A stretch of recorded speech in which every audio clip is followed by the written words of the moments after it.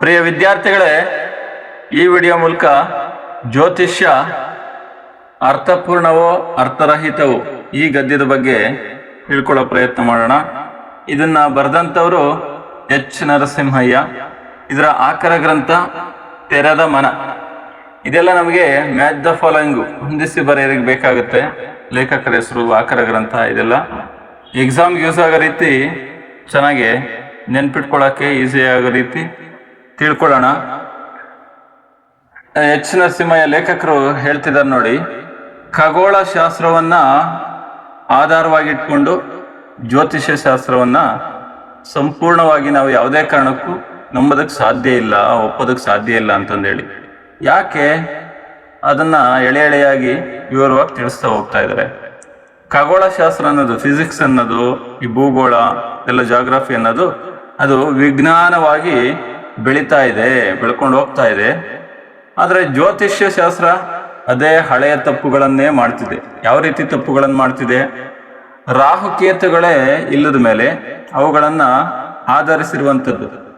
ರಾಹುಕಾಲ, ಗುಳಿಕ ಕಾಲ, ಯಮಗಂಡ ಕಾಲ, ಇವುಗಳಿಗೆ ಯಾವ ಅರ್ಥ ಇದೆ, ಎಲ್ಲ ಅರ್ಥ ಇದೆ ಅಂತಂದೆಲ್ಲ ಹೇಳ್ತಾವ್ರೆ. ಯಾವ ರೀತಿ ಅಂದ್ರೆ, ಜ್ಯೋತಿಷ್ಯದ ಪ್ರಕಾರ 9 ಗ್ರಹಗಳಿವೆ ಅಂತ ಹೇಳ್ತಾರೆ. ಅದ್ರ ಬಗ್ಗೆ ಹೇಳೋದಕ್ಕೆ ಹೋಗ್ತಿದ್ದಾರೆ ನೋಡಿ. ಯಾವ್ದ್ಯಾವ್ದದು? ಸೂರ್ಯ, ಚಂದ್ರ, ರಾಹು, ಕೇತು, ಬುಧ, ಶುಕ್ರ, ಮಂಗಳ, ಗುರು ಮತ್ತು ಶನಿ. ಅವನ್ನ ನಾವು ವಾರಗಳ ಮೂಲಕ ಕೂಡ ನೆನ್ಪಿಟ್ಕೋಬಹುದು. ಸೂರ್ಯ ಅಂದ್ರೆ ನಮಗೆ ರವಿವಾರ ಅಂದ್ರೆ ಭಾನುವಾರ ಅಂತಂದೇಳಿ, ಚಂದ್ರ ಅಂದ್ರೆ ಸೋಮವಾರ ಅಂತಂದೇಳಿ. ಅದಾದ್ಮೇಲೆ ಇನ್ನ ಅದು ಶಫಲ್ ಆಗಿರುತ್ತಷ್ಟೇ. ಸೂರ್ಯ ಅಂದ್ರೆ ಭಾನುವಾರ, ಚಂದ್ರ ಅಂದ್ರೆ ಸೋಮವಾರ, ಆಮೇಲೆ ಮಂಗಳ ಗ್ರಹ ಮಂಗಳವಾರ, ಅದೇ ರೀತಿ ಬುಧವಾರ, ಗುರುವಾರ, ಶುಕ್ರವಾರ, ಶನಿವಾರ, 7 ಆಯ್ತಾ. ಅದ್ರ ಜೊತೆಗೆ ರಾಹು ಕೇತು 2 ಸೇರಿಸಿ 9 ಗ್ರಹಗಳು ಅಂತ ಹೇಳ್ತಿದ್ದಾರೆ. ಈ ತರ ಅದರಲ್ಲಿ ಇವ್ರ ಪ್ರಕಾರ, ಇವ್ರು ಹೇಳೋ ಪ್ರಕಾರ ಎಂಥದ್ದು ರಾಹುಕೇತು ಎಲ್ಲಿದೆ? ಇಲ್ಲಿ ರಾಹುಕೇತು ಇಲ್ದಿದ ಮೇಲೆ ಗ್ರಹಗಳಲ್ಲಿ ಗ್ರಹಗಳು ವೈಜ್ಞಾನಿಕವಾಗಿ ಗ್ರಹಗಳೇ ಬೇರೆ. ಅದರಲ್ಲಿ ಇಲ್ದಿದ ಮೇಲೆ ಹೆಂಗೆ ಹೇಳಕ್ ಸಾಧ್ಯ? ಅದಕ್ಕೆಲ್ಲ ಅರ್ಥ ಇದೆ. ಏನು ಹೇಳ್ತಾರೆ ಜ್ಯೋತಿಷ್ಯದಲ್ಲಿ? ರೈಲು ಹೊರಡಲು, ವಿಮಾನ ಹಾರಲು. ರೈಲು ಹೊರಡಬೇಕಂದ್ರೆ, ವಿಮಾನ ಹಾರಬೇಕಂದ್ರೆ ಕಾಲವನ್ನು ಕೇಳೋದಿಲ್ಲ ಯಾರು ಕೂಡ. ಅಂದ್ರೆ ಹೊರ ದೇಶಗಳಲ್ಲಿ ಎಲ್ಲ ಕಡೆ ಒಂದೇ ಸಮನಾಗಿ ಎಲ್ಲ ಸಮಯದಲ್ಲೂ ಕೂಡ ಯಾವ ರಾಹುಕಾಲ ಯಮಗಂಡ ಏನೂ ಕೇಳಲ್ಲ, ಹೋಗ್ತಾ ಇರ್ತವೆ ವಿಮಾನಗಳು, ಬರ್ತಾ ಇರ್ತವೆ ಅಂತಂದೇಳಿ ಬೇರೆ ದೇಶಗಳದ್ದು ಎಕ್ಸಾಂಪಲ್ ತಗೊಂಡು ಹೇಳ್ತಾರೆ. ಅದನ್ನೆಲ್ಲ ಕಾಯ್ತಾ ಕೂರಕ್ಕಾಗುತ್ತಾ? ನ್ಯೂಯಾರ್ಕ್, ಚಿಕಾಗೋ, ಲಂಡನ್ ಇಂಥ ಕಡೆ ಎಲ್ಲ ಅಪಘಾತ ಆಗುತ್ತೆ, ಇನ್ನೊಂದು ಮತ್ತೊಂದು ಅಂತಂದೇಳಿ ಕಾಯ್ತಾ ಕೂರಕ್ ಸಾಧ್ಯನಾ ಅಂತಂದೆಲ್ಲ ಹೇಳೋದಕ್ಕೆ ಹೋಗ್ತಿದ್ದಾರೆ. ಆ ರೀತಿ ಯಾರು ಅದನ್ನು ಕೇಳೋದಿಲ್ಲ. ರಾಹುಕಾಲದಲ್ಲಿ ಮಾಡುವ ಕಾರ್ಯಗಳು ವಿಫಲವಾಗುತ್ತವೆ ಎನ್ನುವುದಾದ್ರೆ ಎಷ್ಟೋ ಅಪಘಾತಗಳು ಸಂಭವಿಸಬೇಕಿತ್ತು. ಅಂದ್ರೆ ಯಾವಾಗಲೂ ಹಾರಾಡ್ತಿರ್ತವಲ್ಲ, ಸುಮಾರು ಸಂಭವ ಆಗ್ಬೇಕಾಗಿತ್ತು ಅಂತಂದೇಳಿ. ಅದೇ ರೀತಿ ವ್ಯಕ್ತಿಯ ಹುಟ್ಟಿನ ದಿನ, ವ್ಯಕ್ತಿ ಏನಾದ್ರು ಹುಟ್ಟಿದಾಗ ಅದರ ಬಗ್ಗೆ ಜಾತಕ ನೋಡ್ತಾರಲ್ಲ, ಅದರ ಗ್ರಹಗತಿಗಳನ್ನು ಆಧರಿಸಿ ಬರೀತಾರಲ್ಲ ಜಾತಕ, ಅದು ಕೂಡ ಅರ್ಥಹೀನವಾದದ್ದು ಅಂತ ಹೇಳ್ತಾರೆ ಯಾರೋ ಲೇಖಕರು. ಅದಕ್ಕೆ ಯಾವುದೇ ಅರ್ಥ ಇಲ್ಲ, ಅರ್ಥಹೀನವಾದದ್ದು, ಏನಕ್ಕೆ ನಂಬಬೇಕು ಅದನ್ನ ಅಂತಂದೇಳಿ ಏನೇನೋ ಅಡ್ವಾನ್ಸ್ ಆಗಿ ಹೇಳೋದು.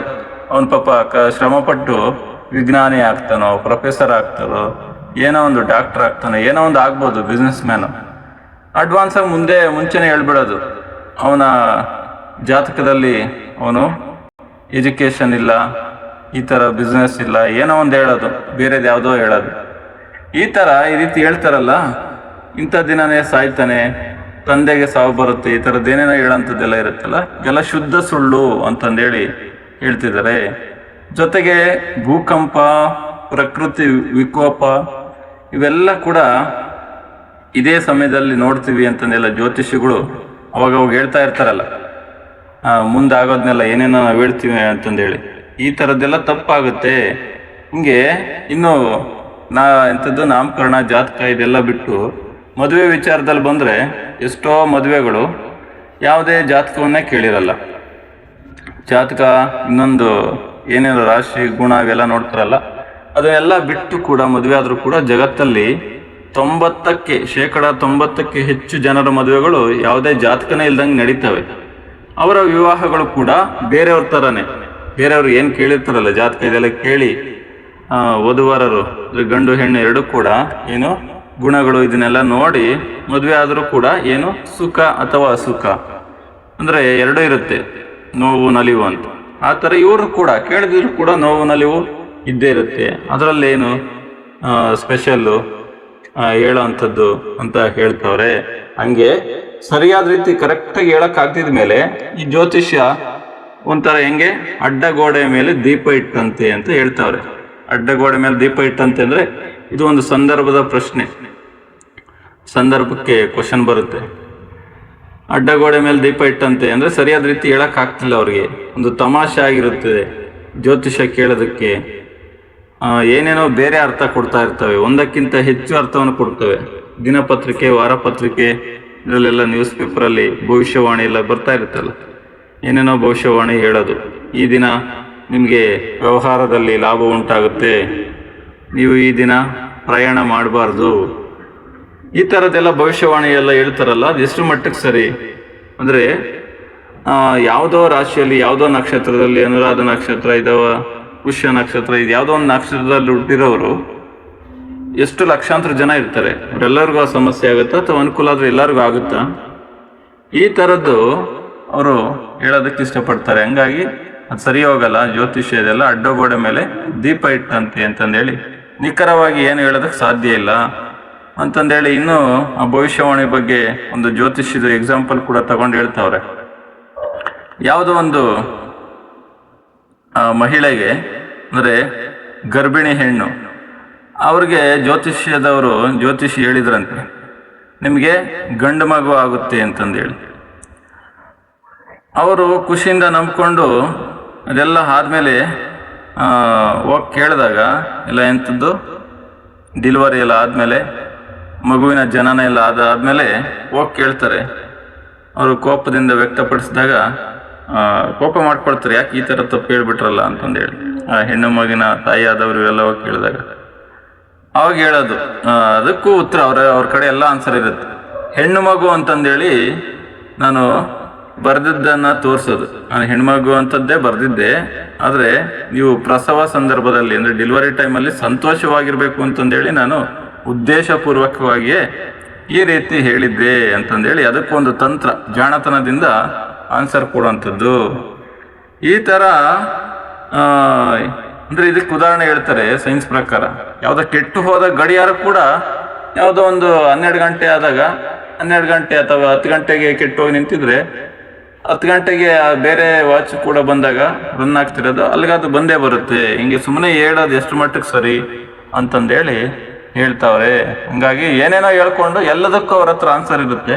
ಹಂಗಾಗಿ ಜ್ಯೋತಿಷ್ಯ ಅನ್ನೋದು ಏನಾಗಿದೆ, ಒಂದು ವಾಣಿಜ್ಯವಾಗಿದೆ ಅಂತಂದು ಹೇಳ್ತಾವ್ರೆ. ವಾಣಿಜ್ಯ ಅಂದರೆ ಕಮರ್ಷಿಯಲ್, ಇದು ಕೂಡ ಒಂದು ಸಂದರ್ಭ ಪ್ರಶ್ನೆ. ಕಮರ್ಷಿಯಲ್ ಮಾಡ್ಕೊಬಿಟ್ಟವ್ರೆ, ಏನು ಬೇಕಾದರೂ ಹೇಳ್ಬೋದು, ಹೆಂಗೋ ಮ್ಯಾನೇಜ್ ಮಾಡಿಕೊಂಡು ಒಂದು ಬಿಸ್ನೆಸ್ ಮಾಡ್ಕೊಂಡು ಇರೋದು ಅಂತಂದೇಳಿ.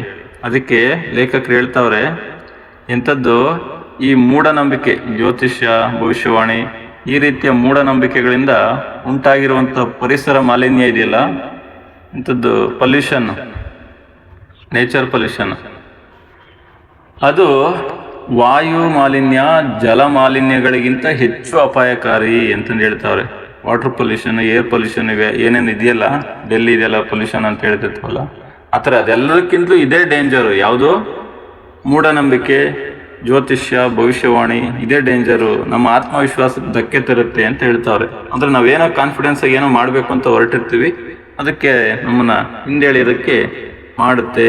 ಯಾಕೆಂದರೆ ನಮ್ಮಲ್ಲಿ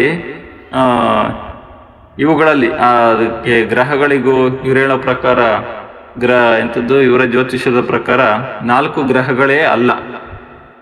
ಅಂದರೆ ಯುರೇನಸ್, ನೆಪ್ಚೂನ್, ಪ್ಲೂಟೋ ಅಂತಹ ಹೊಸ ಗ್ರಹಗಳನ್ನು ವಿಜ್ಞಾನಿಗಳನ್ನು ಕಂಡುಹಿಡಿದವ್ರೆ.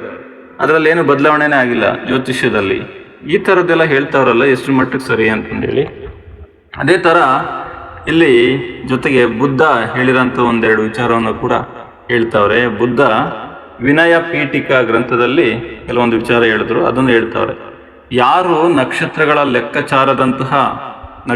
ಲೆಕ್ಕಾಚಾರ ಅಂದರೆ ಇದೇ ಜ್ಯೋತಿಷ್ಯ, ಲೆಕ್ಕಾಚಾರದಂತಹ ತಂತ್ರಗಳಿಂದ ಜೀವನ ನಡೆಸುತ್ತಾರೋ, ಅಂದರೆ ಅವನ್ನೆಲ್ಲ ಕ್ಯಾಲ್ಕುಲೇಟ್ ಮಾಡಿ ಈ ರಾಶಿ ಈ ನಕ್ಷತ್ರ ಅಂತ ಹೇಳ್ತಾರಲ್ಲ, ಅದನ್ನು ನಂಬ್ಕೊಂಡು ಜೀವನ ನಡೆಸ್ತಾರೋ ಇವರಿಂದ ದೂರ ಇರಬೇಕು, ಅಂಥವರಿಂದ ದೂರ ಇರಬೇಕು ಅಂತಂದೇಳಿ ಎಚ್ಚರಿಕೆ ಕೊಡ್ತಾ ಬಂದರು. ಈ ಜ್ಯೋತಿಷ್ಯ, ನಕ್ಷತ್ರ, ಶುಭ ಶಕುನ ಇಂಥದ್ದೆಲ್ಲ ಅದನ್ನು ಅಶುಭ ಇದನ್ನೆಲ್ಲ ಇಟ್ಕೊಂಡು ಜೀವನ ಮಾಡೋದು ಕಷ್ಟ, ಇದನ್ನೆಲ್ಲ ತ್ಯಜಿಸ್ಬೇಕು ಅಂತಂದೇಳಿ ಬುದ್ಧನ ಅಭಿಪ್ರಾಯ ಆಯಿತು. ಅದ್ರ ಜೊತೆಗೆ ವಿವೇಕಾನಂದರು ಕೂಡ ಕೆಲವೊಂದು ವಿಚಾರಗಳನ್ನು ಹೇಳಿದ್ರು. ಏನು ಹೇಳಿದ್ರು? ಸ್ವಾಮಿ ವಿವೇಕಾನಂದರು ಜ್ಯೋತಿಷ್ಯದ ಬಗ್ಗೆ ಕಟುವಾದ ಅಭಿಪ್ರಾಯವನ್ನು ಕೊಟ್ಟರು. ಏನಂತ? ನಕ್ಷತ್ರಗಳ ಪ್ರಭಾವ ನನ್ನ ಮೇಲೆ ಆಗುವುದಾದರೆ ಆಗಲಿ, ನಕ್ಷತ್ರಗಳ ಎಫೆಕ್ಟ್ ನನ್ನ ಮೇಲೆ ಆಗೋದಾದ್ರೆ ಆಗಲಿ, ಅದು ನನ್ನ ಜೀವನದ ಮೇಲೆ ಪ್ರಭಾವ ಬೀರಿದ್ರೆ ಅದಕ್ಕೆ ಯಾವ ಬೆಲೆಯೂ ಇಲ್ಲ, ಅದಕ್ಕೆ ಯಾವುದೇ ಬೆಲೆ ಸಿಗಲ್ಲ. ಜ್ಯೋತಿಷ್ಯ ಮತ್ತಿತರ ಸಂಗತಿಗಳು ಸಾಮಾನ್ಯವಾಗಿ ದುರ್ಬಲ ಮನಸ್ಸಿನ, ಅಂದರೆ ಯಾರು ಹೆದರ್ತಾರೆ, ಹೇಡಿಗಳು, ದುರ್ಬಲರು ಅಂದರೆ ಹೇಡಿಗಳು, ಭಯಪಡೋಂಥವ್ರು. ಅಯ್ಯೋ ಏನೋ ಆಗ್ಬಿಡ್ತಲ್ಲ, ಮನೆಗೆ ಇದ್ದಕ್ಕಿದ್ದಂಗೆ ಒಂದು 4-5 ಹಲ್ಲಿಗಳು ಬಂದುಬಿಟ್ವಲ್ಲ, ನಾನು ಕೆಲಸಕ್ಕೆ ಹೊರಟಾಗ ಕಪ್ಪು ಬೆಕ್ಕು ಕರಿಬೇಕು ಅಡ್ಡ ಬಂದ್ಬಿಡ್ತಲ್ಲ, ಈ ಥರ ಏನೇನೋ ದುರ್ಬಲ ಮನಸ್ಸರು ಯಾರು ಇರ್ತಾರೋ ಅಂಥ ಮನಸ್ಸಿನವ್ರ ಮೇಲೆ ಗುರುತುಗಳು ಇಂಥವುಗಳು.